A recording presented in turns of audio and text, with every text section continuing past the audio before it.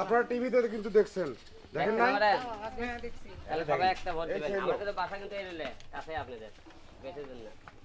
এ সময় সবচাইতে জনপ্রিয় অভিনেতা হিরো আলম। তাকে শুধু অভিনেতা বললে ভুল হবে।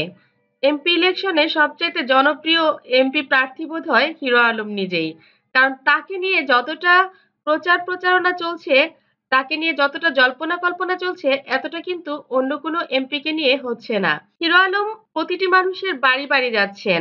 এভাবে অনেককেই দেখা যায় না এতটা পরিশ্রম করতে।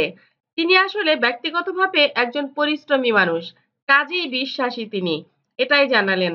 প্রত্যেকটা বাড়িতে তিনি গিয়েছেন এবং এখনো যাচ্ছেন।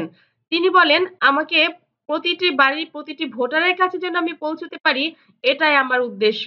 দেখা গেল তার হাতে ব্যালট পেপার, সে অনেকগুলি বাড়িতে গেলেন এবং সুন্দরভাবে তাদের সবাইকে বুঝিয়ে বললেন কেন তাকে ভোট দিবেন। প্রত্যেকটা মা, বোন এবং অনেক ভাইয়েরা তাকে সহযোগিতা করছেন। কেউই তার উপরে বিরক্তি বা তাকে নিয়ে ট্রল করছেন না। তারা সবাই বলছেন যে হ্যাঁ, তারা হিরো আলমের ভক্ত এবং তারা তাকে জানেন, তাকে এর আগে টিভিতে দেখেছেন, ডিশলাইনে দেখেছেন, তাকে তারা ভোট দেবেন। তিনি যেখানেই যাচ্ছেন সুন্দর একটা সাড়া পাচ্ছেন। এটা আসলে খুব ভালো একটা ব্যাপার। যাই হোক, সত্যি আমি জানি না এমপি ইলেকশন করলে প্রতিটি বাড়ি, বাড়ি মানুষ এভাবে ২-১ বার করে গিয়েছেন কিনা বা যাওয়া যায় কিনা।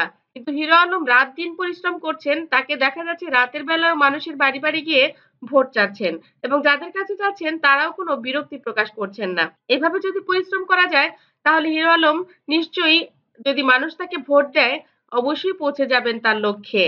তিনি বলেন, আমি আমার চেষ্টাটুকু করে যাচ্ছি। আমি শুধু চেষ্টাটাই করতে পারি। মানুষ আমাকে ভালোবাসুক, ভালোবাসে এটা যেমন বলছেন এবং সেটা যদি তারা মন থেকে বিশ্বাস করেন তাহলে নিশ্চয়ই তারা আমাকে ভোটও দেবেন।